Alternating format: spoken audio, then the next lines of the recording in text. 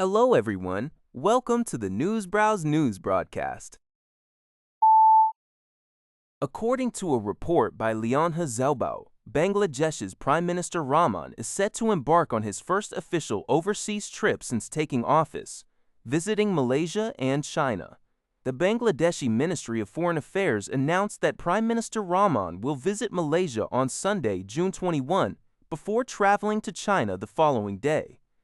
During his visit to Beijing, discussions will focus heavily on trade and infrastructure projects, notably China's support for the long-stalled Teesta River Management and Restoration Project.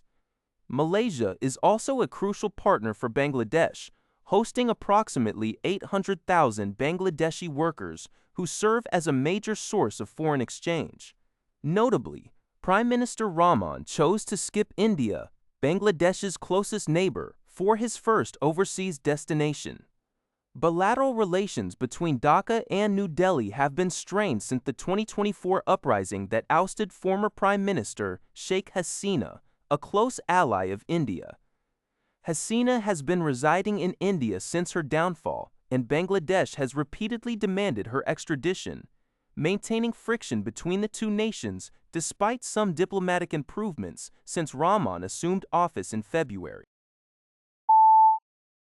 According to a report by Sinshu Daily, Iran has begun shipping out large volumes of oil previously stranded by a U.S. blockade, following a temporary peace agreement signed between Tehran and Washington to restore navigation in the Strait of Hormuz. Shipping data compiled by Bloomberg reveals that 11 tankers carrying a total of 20 million barrels of oil departed from Iran's Karbahar port this week. Most of this oil is destined for China.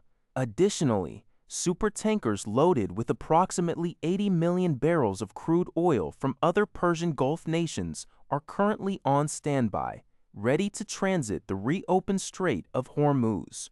Despite these positive signs for global oil markets and Asian buyers, maritime officials warn that significant security risks persist. The International Independent Tanker Owners Association reported that around 80 sea mines remain in the strait and approximately 600 vessels are currently backed up in the area, meaning a full resumption of normal shipping operations will take time. According to a report by Sing Tao, Qantas Airways has officially scheduled its first non-stop flight from Sydney to London for October 2027. Under its ambitious Project Sunrise. This extreme 22-hour flight will cover the distance between the two ends of the Earth without stopping, making it the world's longest commercial aviation route. To make this extreme journey possible, Qantas has ordered 12 specially modified Airbus A350-1000 ULR aircraft, which feature an additional fuel tank to extend their range by approximately 1,000 nautical miles.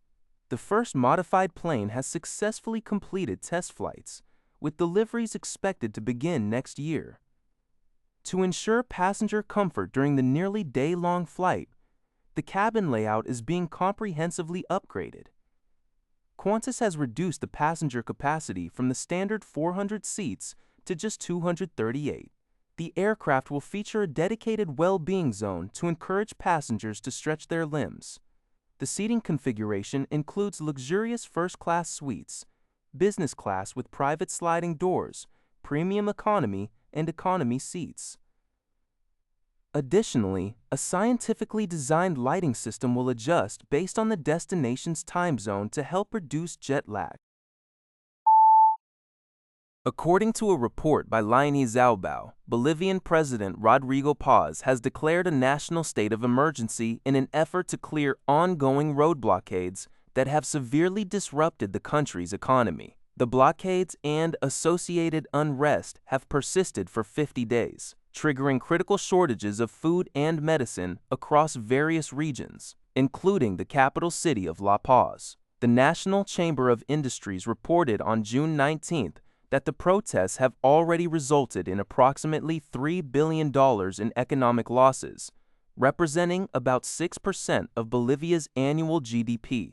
The crisis originally escalated after the government suddenly slashed long-standing fuel subsidies, to reduce fiscal deficits amid a worsening U.S. dollar shortage and ongoing negotiations with the International Monetary Fund. Although the government recently reached an agreement with the Central Obrera Boliviana to ease tensions, various rural associations, allied with former leftist President Evo Morales, continue to maintain blockades on critical routes, particularly in the Cochabamba region. President Paz emphasized that the emergency measures are necessary to restore free movement so citizens can work, study, and access essential supplies.